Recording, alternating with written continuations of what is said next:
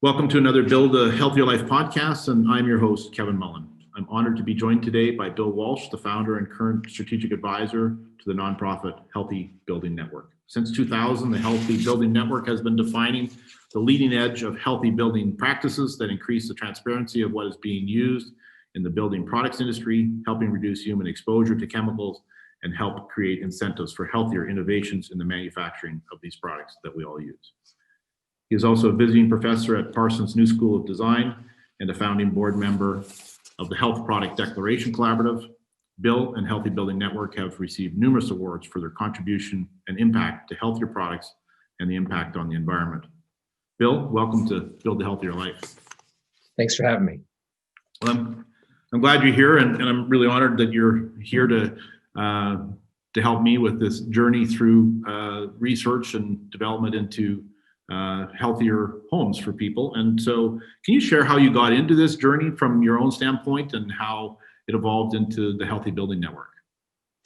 Yeah, my entrance into this field was kind of idiosyncratic. I was an environmental attorney who had spent 15 or so years working mostly on policy advocacy concerning toxic chemicals. We were helping people who lived next to toxic waste sites get them cleaned up, helping communities fight against the expansion of toxic facilities in their community, enforcement of environmental laws, and so forth. And our organization was building out a new headquarters.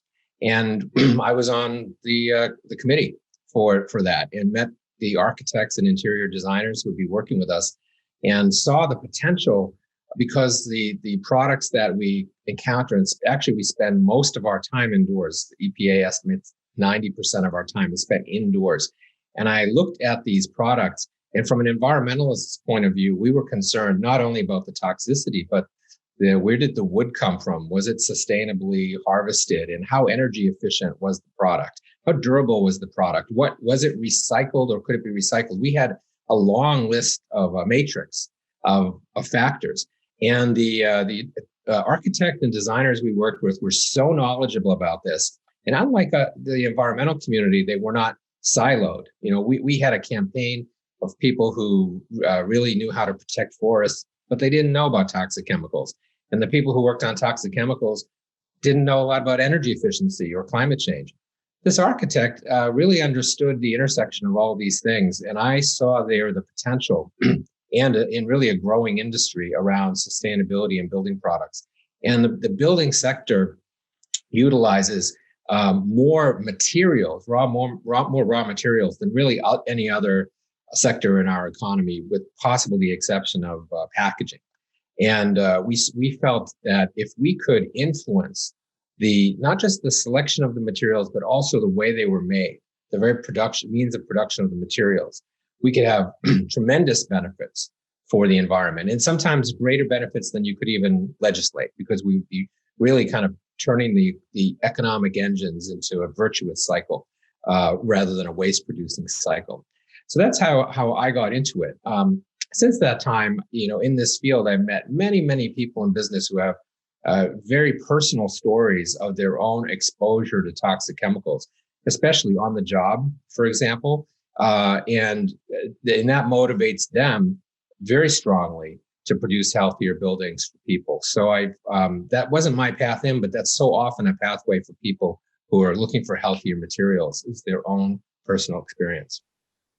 Right. So when did you took from that kind of experience of developing this first office and moved it towards starting Healthy Building Network? Is that how that transpired, I guess? Yes, I began thinking about this and talking with some colleagues about this potential to influence the industry. The organization I worked with was a strong advocacy organization. It was Greenpeace in the United States. And this was not a business group. This was a group that challenged businesses and protested businesses to do better. But I thought there could really be an organization that worked within the business community to create greater levels of transparency, greater levels of education and information, and to organize some of the individual initiatives that were going around to have a concerted effort to influence the standards of green building as they were just being developed. This was in 2000. And at that time, The U.S. Green Building Council, for example, was a very small organization. You could meet everybody in the organization if you went to a conference. And so we set about to form the organization. We got funding. We are a nonprofit, and we're funded primarily through philanthropic contributions, donations of individuals, and donations from foundations. We're a small organization. Our budget is about $3 million a year. We have about 15 people working for us. And but we've been able to really leverage our knowledge and our resources to have an outsized influence on building standards, such as the LEED rating system, the Living Building Challenge, the Cradle to Cradle certification system, things like that, where we work hard to make sure that any of those standards reflect the most healthful approach that we can take to building products. Another of our key initiatives has been to increase transparency in the industry. You probably know yourself, you get boxes of products. They don't have ingredient labels the way our food products do, for example. So you're breathing stuff, you're putting your hands in stuff, you're surrounding yourself all day with stuff, and you really don't know what it is. We pioneered a tool called the Health Product Declaration, which is a standard format for companies to report the contents of their building products. And by having that standard format, it helps people to really compare apples to apples and compare and contrast different materials. So we started the organization. I left Greenpeace, started Healthy Building Network, started a new career. Had no idea whether it would take, and certainly didn't expect to spend the next 20 years of my life doing it. My brother is an engineer, and he finds it astonishing that I'm involved in any organization that has building in its title, because I'm not really someone who can even hammer a nail straight. But for me, it's been a great alliance with this industry and the many people in it who really care. Yeah, and so that health product declaration and that idea of how we interact with the products that we get. I mean, there really is, the boxes that we get, and it's really the tradesmen and women that are on the buildings and job sites of the world that are really dealing with the product. And I mean, a can of paint doesn't have as much information on it as a can of soup, and that's kind of who's kind of jumped on board probably the biggest in terms of that health product declaration, in terms of companies. Is it in the industry, or is it right from the big box stores, that type of thing?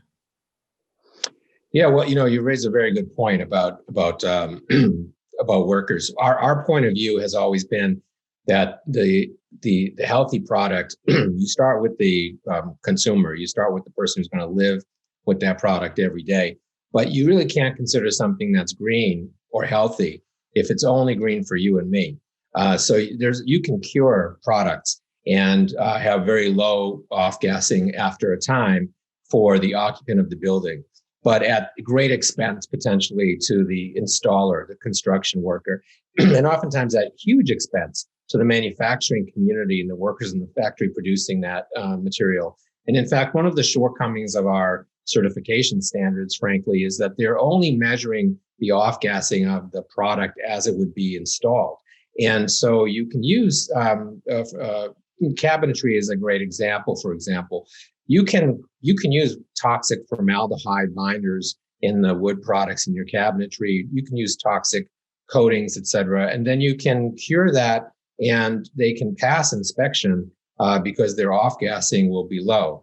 But the places where those are made might have huge formaldehyde emissions going out into the community. So we're always looking to see not only what's coming off of the product, what's coming out, but what went in. And so if two products could be equally non-off-gassing, but if one achieved that by not using formaldehyde, for example, and the other achieved that by encapsulating the formaldehyde, for example, we have a high preference for the product that did not use the formaldehyde, because we're looking at the whole life cycle of it. And so for people who, in this day and age, there's much greater empathy and concern for justice, environmental justice, social equity. And this becomes a great contribution we can make in the building industry to improving environmental justice and social equity by reducing the chemical burdens on the communities and the workers who are dealing with these products before installation. So we do take that kind of comprehensive approach in the way we look at products.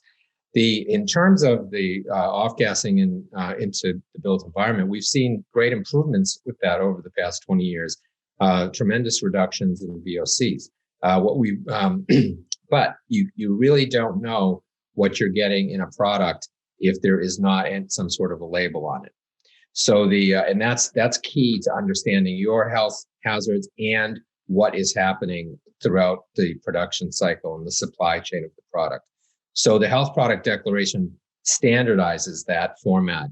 And we have now, there's approximately, I think, 5,000 to 7,000 products have what we call them HPDs that are in a public repository on the web for people to look at and compare. Mostly these are used by professionals, by architects and designers and specifiers and procurement folks in a commercial sense, because they are fairly technical documents. But what they're doing is we see the most uptake in interior finished products, including cabinetry, flooring, paints, wall coverings, ceiling tiles, that type of thing. And we're beginning to see a slight more uptake in the core and shell materials. But really the initial focus have been brands that are subject to consumer sensitivity on what's in the product. So we see all of the major interior manufacturers tend to have one or two HPDs at least. And so more so on the commercial side, or are you seeing more and more moving towards the residential side with those HPDs and people engaging in that? Both, people spend and invest a lot more with, architects and interior designers in general on big commercial buildings, and especially, legacy buildings to companies in a lot of ways than they do on residential. So is that where a lot of that is focused for those companies, or more and more so onto the residential side? So the initial impetus has really been in the commercial sector, and that's primarily because of the volumes of the purchase. So as we try to influence the manufacturing sector, it's very difficult for an individual homeowner's choice to really resonate with the manufacturer and provide incentive to change something. But we've worked with very large institutional landowners.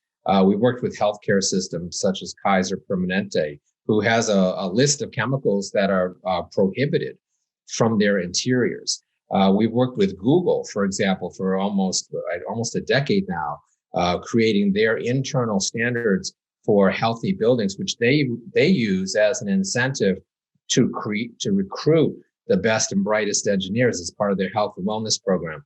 When companies like that call up a carpet manufacturer or furniture manufacturer, paint manufacturer, and or simply write a spec for which their product won't qualify because of certain chemicals, those companies take notice. And we've literally seen product innovations happen immediately on the change of a standard from a very large and influential real estate owner. That in turn creates kind of a change that ripples through to the home interior market. In that sense, it's kind of like fashion. You see the high fashion that comes out at the fashion shows, and then a year later, you and I are wearing something that looks like that, or whatever that new color was. That's kind of what's happening in the interiors. With healthy interiors, it's initiated at the commercial level. That being said, we've had some great success over the past 5 years in having discussions with companies, the big box stores like Home Depot, Lowe's, and Menards. There's a great advocacy group called Mind the Store that issues a scorecard for how big box retailers, including the home improvement retailers, how they're doing it with regard to their chemicals policies. And so we saw a couple of years ago that Home Depot issued a chemical strategy, they called it, which prohibited about a dozen chemicals across about 6 product lines. Now, this wasn't breaking new ground. These were these products were being offered at a premium. But the fact of the matter is, today, if you purchase, let's say, a paint from Home Depot, a standard paint, it is going to be have the lowest toxic chemical inputs as any standard paint is available at Home Depot, and they do not sell the most toxic paints. So that's an example of how something that was kind of pioneered at the commercial level has pushed through into the retail level. Of course, I would say that any retail customer who makes that preference known with when they're dealing with a architect or a designer or a supplier, every question raises consciousness, and every question has the supplier and the manufacturer looking whether they meet that customer desire. So every little bit counts. We've tended to focus on the commercial scale because of the scale of the procurement.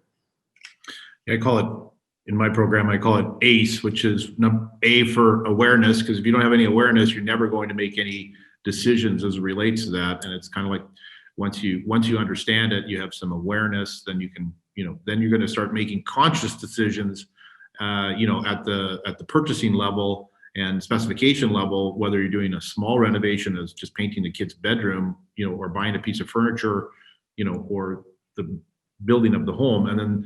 And with those decisions, it's going to affect both the environment, what I call the outdoor environment, which is the climate change, but the climate, and then the indoor environment, which if we put the same resources and effort that we have put into climate change on the outside to the inside, we'd all have a healthier environment on the inside.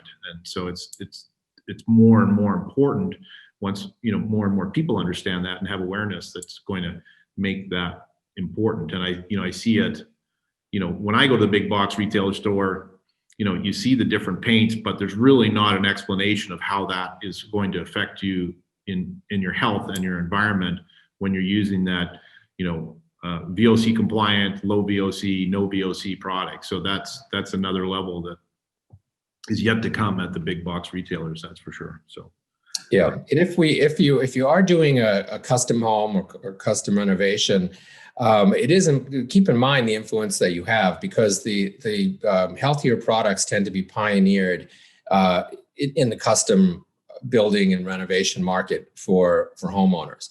And so, you may say, well, we've never used this type of a countertop before, or this cost, there's a 2 or 3% price premium on that.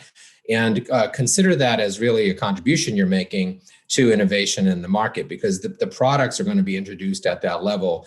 The performance is going to be evaluated first at that level before they can really break into the retail market. We love a situation where a product has been proven to perform, and the only issue is price. Because there is a way, by scaling production, for example, increasing demand, to bring down the price and to increase awareness in the broader market once the product has gotten a toehold. And obviously, if it's in a beautifully well-designed environment, it has the aesthetic appeal that makes people not feel like they're sacrificing aesthetics for health.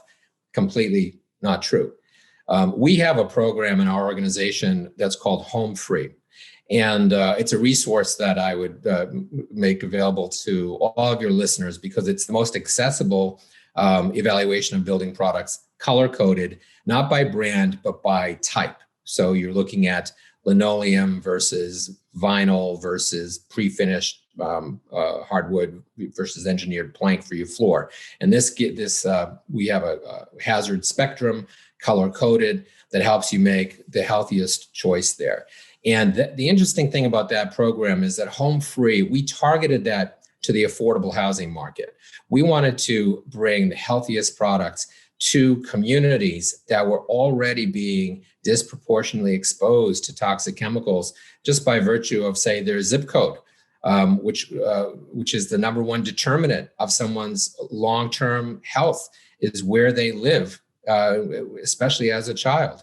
We wanted the materials to be available to people who were in old housing stock, so that when those older homes are renovated, you could bring the healthiest, refreshing materials in as possible.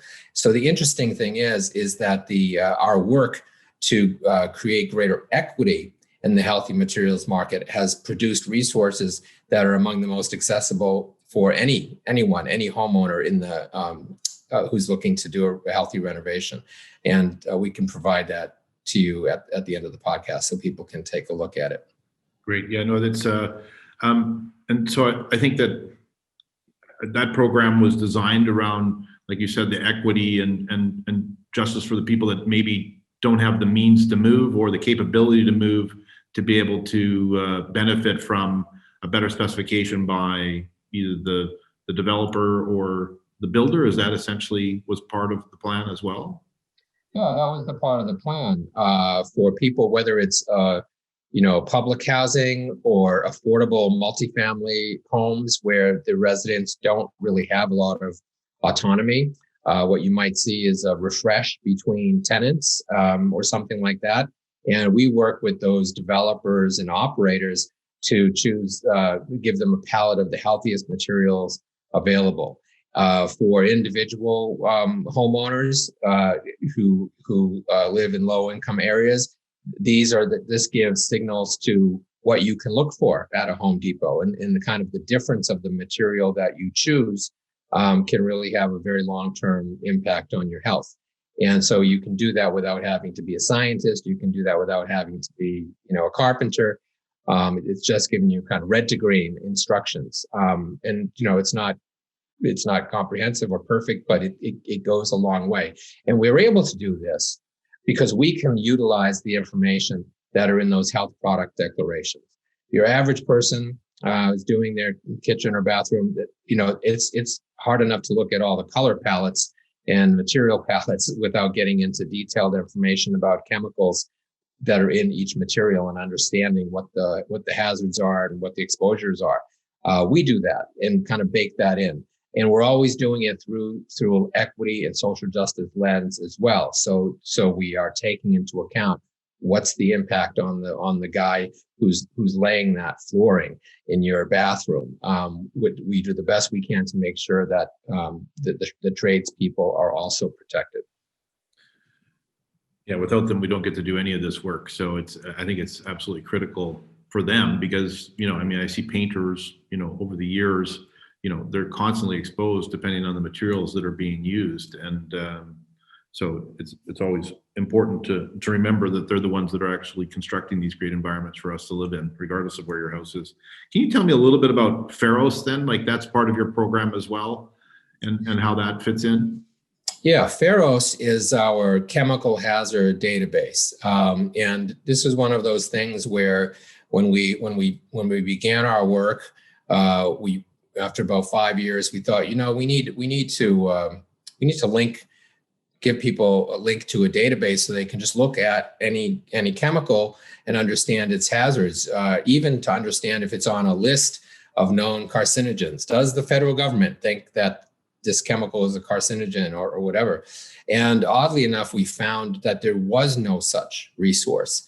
There are highly technical resources that you can use if you're a chemical engineer to find out hazards, but a simple guide to what are the known hazards of chemicals was just not available. And we set about to create this database, which today we have over a quarter of a million chemicals listed in the database. And what we do is each one of those chemicals is screened against multiple hazard lists. So what a hazard list is, if there's a list that the EPA, the US EPA has created that identifies a chemical, let's say as a carcinogen, it's on that. Oddly enough, the state of California might have a different opinion than the US EPA about the hazard of the material. The state of Washington might have a different opinion still, and the EU might have a different opinion still. And so we include all of those. So we have, I think it's approximately 30 different hazard lists, and we include lists even that are non-governmental. So if there's a program for healthy building called the Living Building Challenge. It has a red list of chemicals to be avoided. We've got that in there too. So this all kind of cycles through and gives kind of, again, red to green ratings on multiple health endpoints. What a health endpoint is does it cause cancer or might it cause cancer? Does it have reproductive hazards? Is it an endocrine disrupting chemical? Does it likely to induce asthma or exacerbate asthma? So we have 20 odd health endpoints, and it displays this in a matrix. And this is very useful to specifiers, architects, and designers, and to building product engineers and research and development people who are working to screen out the worst hazards. One of the most, I would say the most surprising things I learned in this past 20 years in this business was how little product manufacturers understood what was in their product. So they're usually buying something for the function. You need an adhesive that sticks well and cures within 24 hours, or you need a certain tone of blue in order to get the aesthetic effect you want. You're not usually asking what makes that adhesive stick, or what makes that blue, and does it create a health hazard? People assume that if the chemical is being used on our products, it's been tested and it's been found to be safe. Nothing could be further from the truth. The way our chemical laws operate is that a chemical is innocent until proven guilty. It's really on the burden of the consumer or an advocacy group to prove that a chemical is unhealthy in order not to be in the product. So until that's done, you have immense amounts of this chemical used. So, and we've seen the outcome of that, right, with things like asbestos, where we literally have to now claw it back out of our buildings because we didn't understand the hazard before we put it in. So so that's the idea behind transparency, is to give us that information. The idea behind Pharos is to make that information actionable. And so we have found that once companies begin to look, just the process of filling out that disclosure, or just their first look on Pharos, they're sometimes shocked to see that they're still using maybe an outmoded chemical technology. Who wants to be the last person using formaldehyde in a given product? And I'll give you an example of that. In less than 10 years, formaldehyde was eliminated from fiberglass bat insulation. Now, everyone knows when you're using fiberglass bat, you want to be careful of the glass fibers. Everyone wears gloves. Maybe they, put on long sleeves. We've all done it. Who knew you were being exposed to formaldehyde when you're up in your attic on your hands and knees, right over it, laying it down all day in the heat? Who knew you were breathing in unhealthy levels of formaldehyde? So what we saw was when some of the first innovative products came on, they were priced high, and it was going to be a consumer choice as to whether they wanted to pay the premium to avoid that formaldehyde in their home or to the installer. Within 10 years, all of North American fiberglass manufacturers stopped using formaldehyde as a binder. So imagine that. There was a solution available, much healthier solution. It just wasn't really being asked for. And when we used to say, well, people would ask me, why should we use your products at the Healthy Building Network? Why should we use these screening tools, the red to green hazard listings or the Pharos database? And I would say, well, who wants to be the person who in 2015 spec'd out a new structure and ordered the last roll of formaldehyde bat insulation that was going to be manufactured in North America? Somebody bought it, but who wants to be that person? So we want to get people ahead. We want to spur the innovators to really break the new trail and then bring up the whole industry. So now we don't even have to think about it. It's a great thing that we don't have to think about it. So that's what we're going for with the Pharos database, is to help people get ahead of the curve and then keep themselves from being the laggard. So that's an astonishing number. You said almost 250,000 chemicals, and I'm assuming the majority of those have never been tested on in regards to human health, and then only a handful have ever been actually turned illegal to use in products. Is that correct? Yes, that's correct. There's, the estimates vary 80, 90, 60,000, but many tens of thousands of chemical formulations because, they're tweaked and slightly added to and they get different names. And then when you look at how the regulation has happened, very few chemicals have been prohibited from use. In fact, even asbestos is not illegal to use. You can use asbestos. You're just risking liability. And that's what has kept it off the market. And with something like asbestos, we have a very clear cause and effect. You know exactly the type of cancer that asbestos fibers cause, so you can establish that liability. For most chemicals, there's no such cause and effect. It's very difficult to prove liability. So without the screening on the front end, it's truly difficult to protect human health. And for the marketplace, for the manufacturers and the consumers, what's even more confounding is that there are not unique identifying names or numbers for each chemical, because the nomenclature for chemicals, the numerical system that orders chemicals, was really created for a market based on function. So you really wanted to know if this was the adhesive I wanted, and you'd look for the name, and sometimes there was a registration number. But what we found is that there are thousands, for example, of synonyms. And a chemical you can ban formaldehyde, for example, but then you'll find the virtually identical chemical structure of something that has a slightly different name being used instead. And so there's this whack-a-mole aspect to it, where you avoid the red lists, but you're really using functionally the same stuff. So that's why the database we created is so comprehensive. We've had to account for chemical synonyms. We've had to account for compound groups. Any chemical that is, say, lead-based may not be specifically identified, even in regulations that prohibit lead. So we've taken it upon ourselves to create this comprehensive library of chemical hazard information, which is now used. You can use it by going onto our database and searching for chemicals. You can create lists to compare by, again, color-coded. That makes it kind of easy for people who are not chemists. But we also send this information to other organizations who can just draw on the database for their own use through what's called an application programming interface and API. So the information gets out to people in many different ways.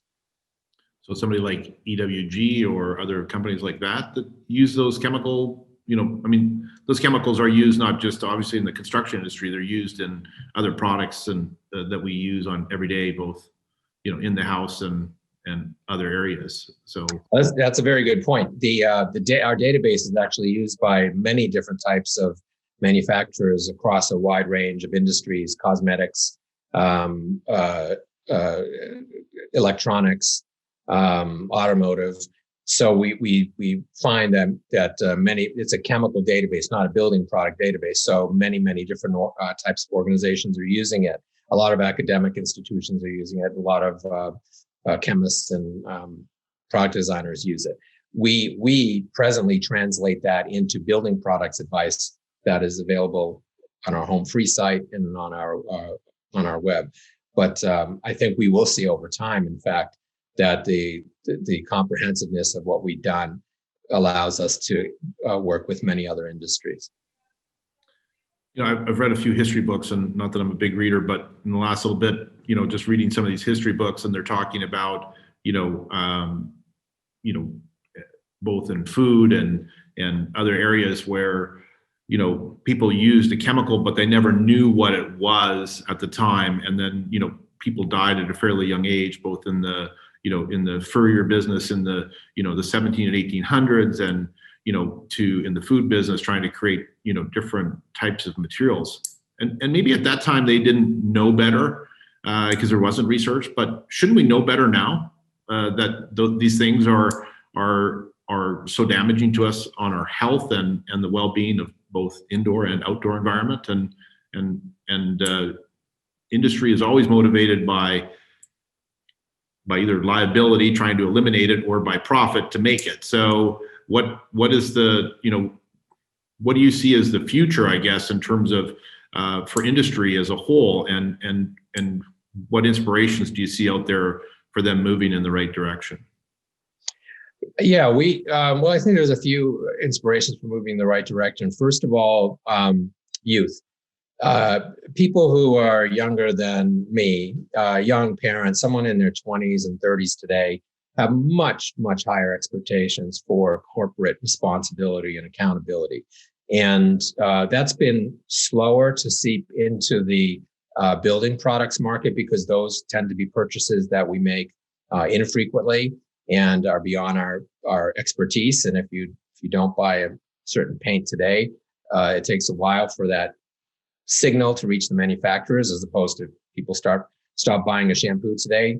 Procter & Gamble knows that night, and they know they have a problem. So it's taken a little bit of a time. But I think if you talk to 20 and 30, 40 somethings, you see much more sensitivity to this, both for themselves and for the planet as a whole, and for other people. So I think that the more conscious consumers, if we give them the resources, are going to make more responsible choices, and the smart companies understand that that's their future.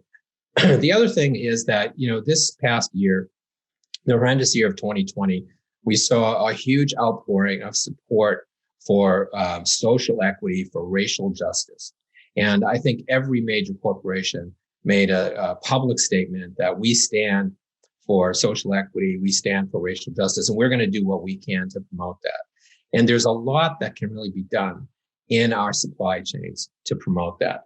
Because when you look at the communities that live adjacent to our industrial infrastructure, especially our petrochemical infrastructure, you see that these are overwhelmingly low-income communities, and very frequently communities of color. So there's, for example, there's a 50-mile stretch between Baton Rouge, Louisiana, and New Orleans that has over 100 petrochemical facilities, industrial facilities there.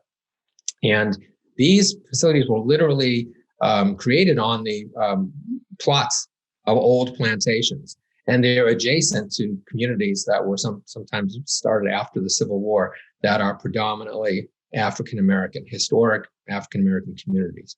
And by the way, when Louisiana began to track its COVID rates, these communities were the first and most heavily impacted communities, because the people living there had the underlying conditions that made them more vulnerable to COVID.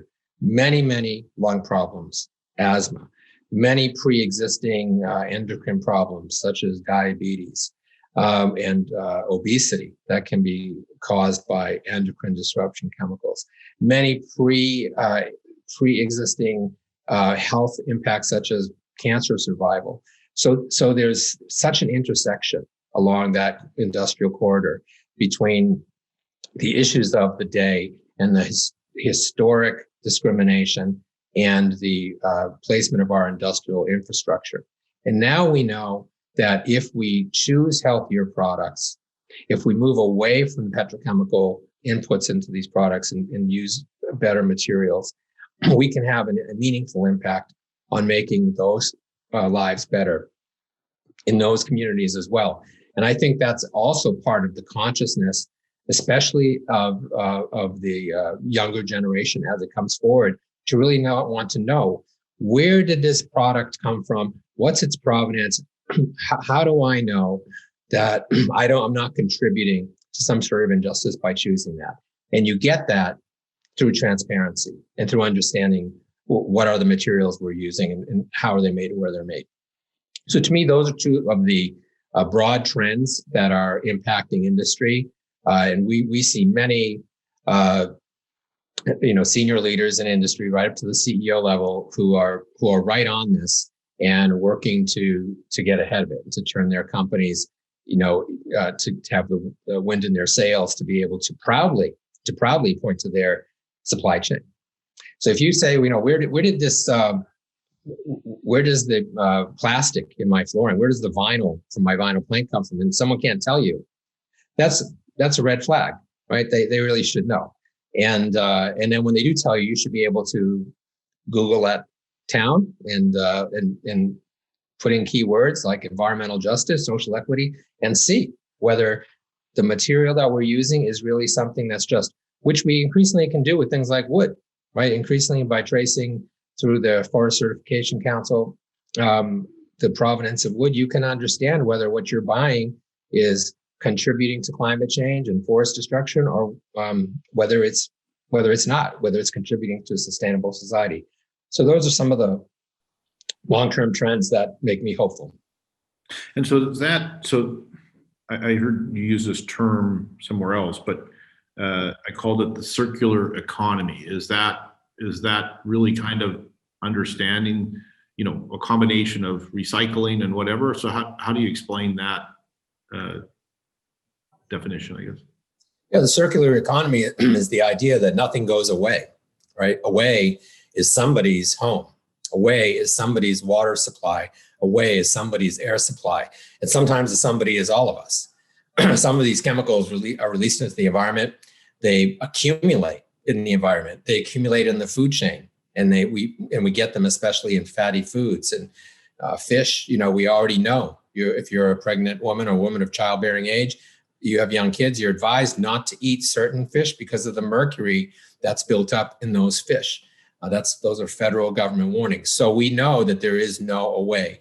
And the idea of circularity is that whatever goes out ought to come back and be used again. And that creates interesting challenges for the manufacturer, because that means that you have to use materials that you can use again. And those materials, you don't want to be circulating toxicity. So if you have lead in paint, now you have a hazardous waste product to deal with, and it's very difficult to get circularity. Not only of the paint, it's difficult to reclaim the wood and get circularity in the wood. So the idea that there is no away, that everything should be reused and remanufactured will creates incentives to use healthier inputs at the front end. Companion to circularity is called extended producer responsibility or extended manufacturer responsibility. And this is the idea that you may be old enough to remember, I'm old enough to remember as a little kid, you used to bring your bottles and cans back to the store after you drank your soft drink. And the bottles were refilled way back in the day. Those were actually refilled and reused again. And so that's the idea that the manufacturer, the person who was putting this out into commerce, took it back and reused it because they're the most well placed to figure out how to do that. And so we've seen some innovation with flooring as a good example. Some companies are experimenting with the idea that you don't buy your floor covering, especially in a commercial setting, but you're leasing it, and they'll come in and they'll refresh the areas that get worn over the life cycle of the lease, and then when it's done, they will take it all back. Few people know that most carpets today, somewhere in the box or in the back of the tile, have a phone number that you can call to have that carpet recycled. It's just that the infrastructure is not in place. It's kind of clumsy and costly, but the potential is there. And I think the most efficient way to do it is create market mechanisms where the companies have full responsibility for what they put into commerce. Kind of, again, another term, cradle to cradle, I guess, is that, the term cradle to grave has always been the piece, which was, we built it and then we threw it in the garbage almost. And so now we're trying to actually prevent that, I think is what I'm hearing from you. Yes, cradle to cradle is a term that was created by an architect named William McDonough and his associate, who is an old Greenpeace colleague of mine, actually, a man named Michael Braungart. And that was the idea that in nature, there is no waste. In nature, anything that is done with its primary use, the beauty of the flower, the leaves on the tree, even an animal, when that part of its cycle is done, it becomes a nutrient into the earth, and it provides sustenance and growth for other things. Maybe a seed will turn into the next flower, but those petals won't turn into the next flower. They may turn into something else. So the idea that you have no waste is the idea behind Cradle to Cradle. And the way that they formulated to look at this from a kind of industrial synthetic side of things is to consider what they call industrial nutrients. So we should look at everything we use as something that is a component that should be able to be reprocessed and reused again, they actually call it technical nutrients, not industrial nutrients. So these technical nutrients, we should be able to extract from whatever we make and then reuse them safely again. And that means really rethinking how we make things, because we don't make it that way. So it's the difference between and plastics that are made this way. Sometimes it's like making a cake. You put all those ingredients in, you process it through heat, and it's very difficult to untangle them once they're baked together. But there are other ways of making it where you manipulate the chemicals such that you can kind of you zip them together, and you can unzip them and reuse those components, kind of like chemical Legos, to create another generation of plastics in the future. So this takes a lot of work, and we didn't start out this way. So it's kind of readjusting our industrial economy, but that's really a great signal for growth and innovation in the future. So we've got plant-based food, hemp wools, the plant-based construction materials.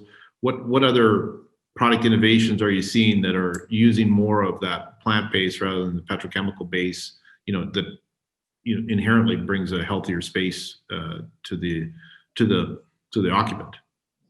Well, I would push back on that in one respect, that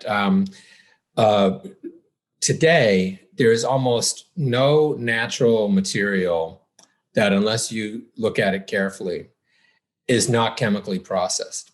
So we have found people with chemical sensitivities, for example, have been astonished to buy untreated hardwood and wonder why they feel sick when it's installed in their home, only to find out that wood was fumigated for transport. And so it has been chemically treated. Or there's stone or brick. People think, I'll have a completely antiseptic granite countertop, but that requires a toxic sealant and toxic maintenance sealants.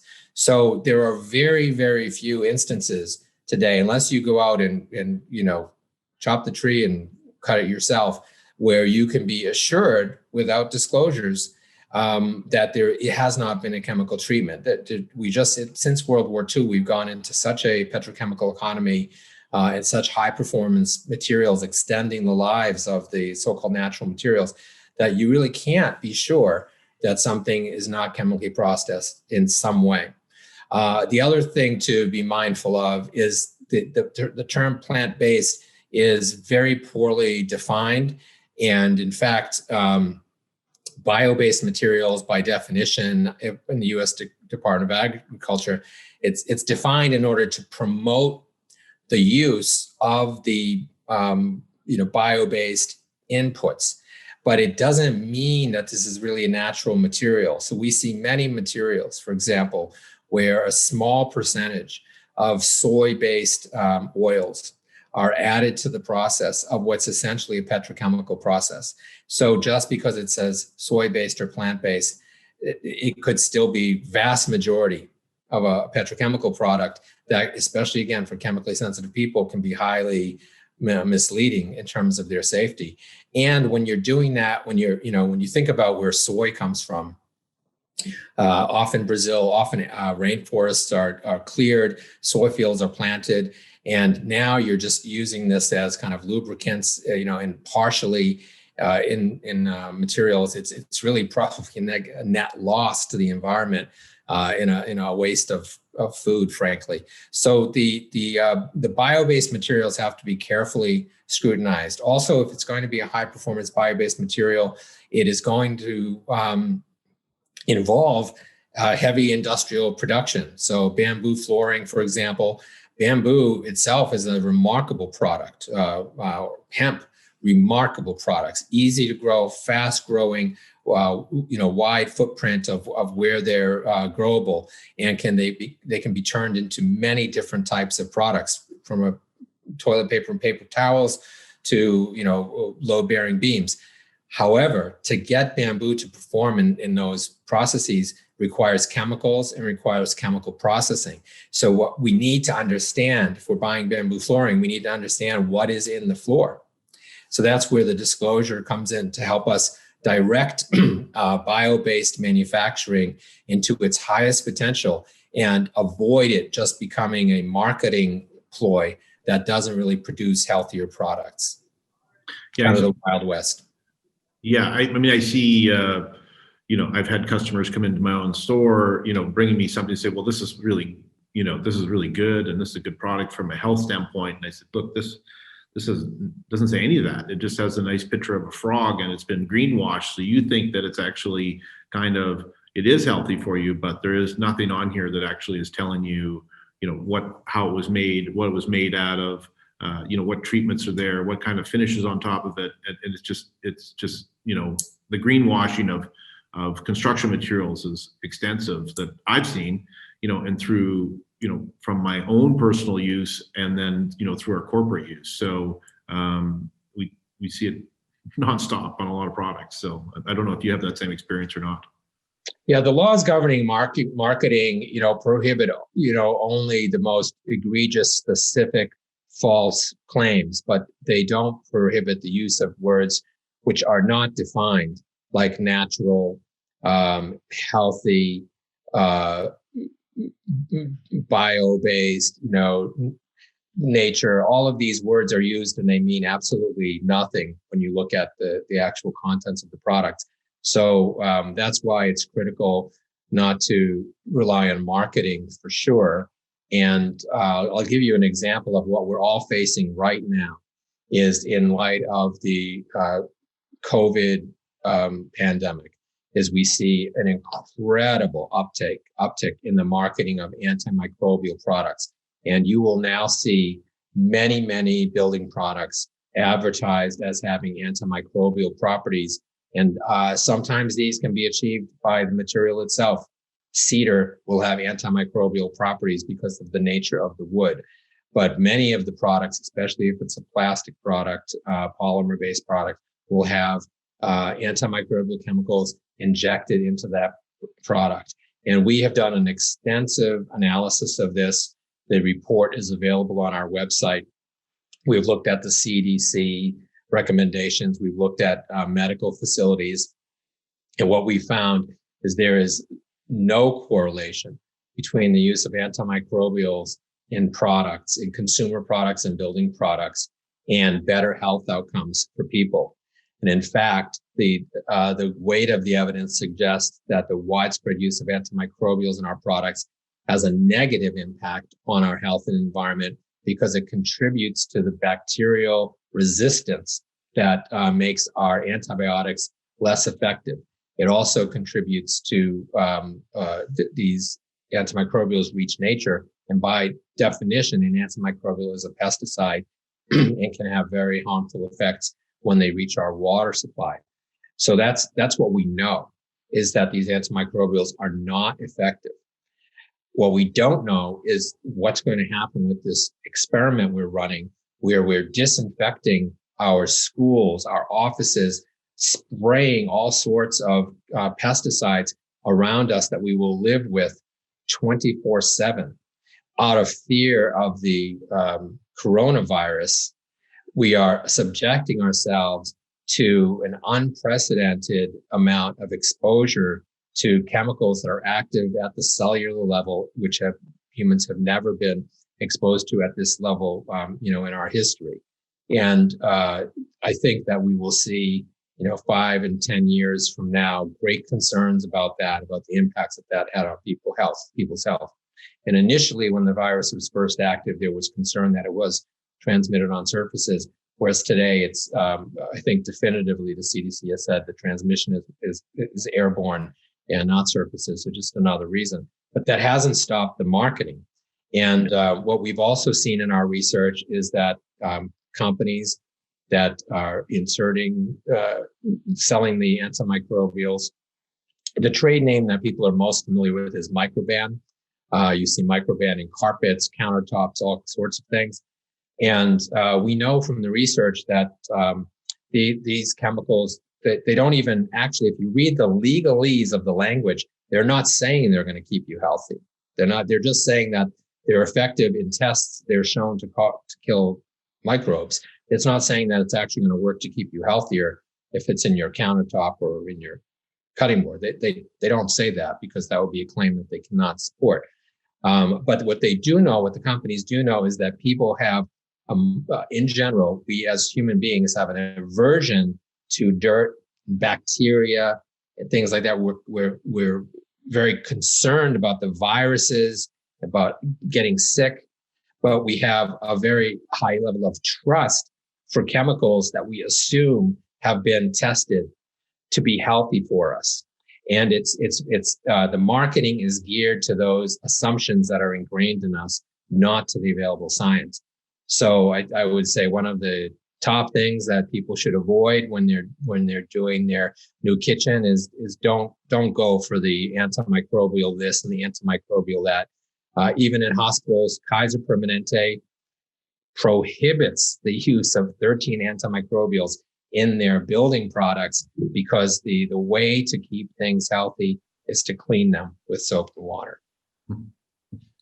That's certainly not what you see at the entrance of every retail location today, with trying to get you to wipe your hands and go from there. So again, the point on that though, if it's an alcohol-based formula, that is proven effective and a low hazard to any human. So the alcohols, there are antimicrobials that are not toxic. And in fact, on our Pharos database, we have a list of the EPA approved antimicrobials for COVID-19. And you can see through a color-coded chart that there are some, such as alcohol, that are safe and effective. There are others that they may be effective against the microbe on your hand, but they have many other health hazards associated with them all through their life cycle. So again, there are simpler ways to do that. And you can read the CDC guidance for yourself that will say soap and water is one of the most effective ways to keep yourself safe from bacteria and viruses. So just to be clear, soap can be an antibacterial without having any further chemical in it than the active ingredients of soap. Right. So what would you tell your 25-year-old self that would help you have lived a healthier life from that moment on? Like if you could look back now, you've been, researching and communicating and leading this industry through this challenge that I think continues and will probably continue for a while. But what would you tell if you could go back and start over, what would you tell your 25-year-old self, and whether or not you'd listen to yourself, I guess maybe as well. So. Yeah, well, for my 25-year-old self, I think I would have. I think I made some great decisions when I was 25 by following my passion, for what I really wanted to do. What I thought would make a great contribution. And I'm kind of happy with how that worked out for me. What I do tell 25-year-olds today is that whatever your passion is, if you're a coder, if you're a numbers person, if you like to build, if you like to design, if you love to do taxes, there is a role for you in really not only protecting our environment, but accelerating the human health and environment of people on this planet. Because there's so much work to be done because we have been ignorant for so long about how all of these chemicals, affect our lives and in our biosphere. That a lot of things at many different levels need to be changed. So there's nothing you're working. There's no person who can come to me and say, well, I don't know what I can do. I'm a real estate agent. What can I do about climate change? There actually are things you can do at every facet of the economy that if you educate yourself, you're going to find your angle. And one of the most, and perhaps that's the thing I might have told myself, because I would have made a lot more money if I knew I could have been a socially responsible investment professional when I was 25. Never dreamed of that, right? But so whatever you want to do, if you think about what I know and what I can do, you're going to be astonished. And I've been really heartened in this 20 years with the Healthy Building Network to see the incredible impact of, let's say, a procurement professional, someone who knows how to write a specification and dot the I's and cross the T's on a 17-page description of a nuts and bolts deep in the Home Depot procurement office or in the General Services Administration of the federal government. And they understand how, paragraph B, subpart A, clause 2 can be altered to drive a much healthier building for people. And not just that building, not just that product, but the supply chain. It's just amazing the work that people have done. So our tax laws have to be changed. Our real estate valuations have to be changed. Our R&D and our products have to be changed. We're seeing a lot of advancing being done in the virtual economy and coding and things like that to help people access better products. So truly, whatever you do, you can put that in service. And we probably need that. For those of us who have been environmental advocates all our lives, it's not just about laws and regulations. That's a very important part of it, but it's about changing our daily business so that we create a virtuous cycle of health and sustainability consistent with our economic sustainability. Yeah, if individuals demand it, industry will, if there's enough demand, industry will change to do it without the laws and regulation to get it there. Because industry wants to move with what the market demands, and if the market is demanding organic food, for that matter, it's on the grocery shelf. If Home Depot and Lowe's and the other brands can create the aisle that says this is the healthiest products you could have, that would be a great addition to the market and drive that awareness and eventual manufacturing and transparency for everybody, and hopefully make it healthier and better for individuals and the environment and so on. That's kind of the hope, I think. Very much the hope, with the one caveat that what we need to do as through our social structures in our government is address what are sometimes called externalized costs. So the reason some toxic things are so cheap is because companies can get away with pollution, some of which is illegal, and the fines and penalties just simply provide no disincentive to stop, some of which is legalized pollution.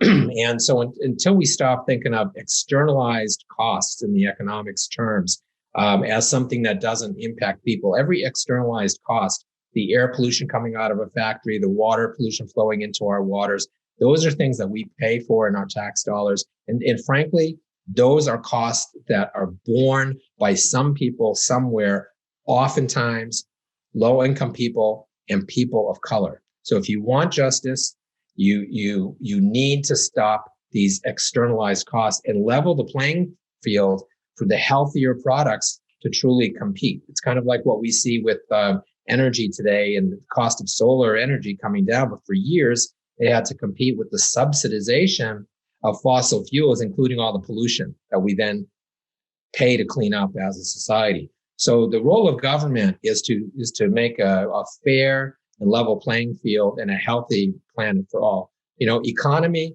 and ecology both have the same root of ecos. They are fully consistent.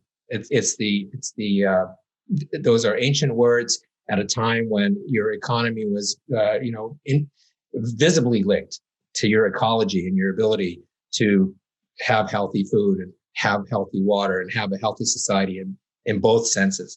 So these are not in opposition to each other. And certainly an ethical business person is really at the heart and at the forefront of creating a sustainable and just society absent government regulation. But the best of us benefit from fair and enforced regulation that keeps the worst of us from profiting from that.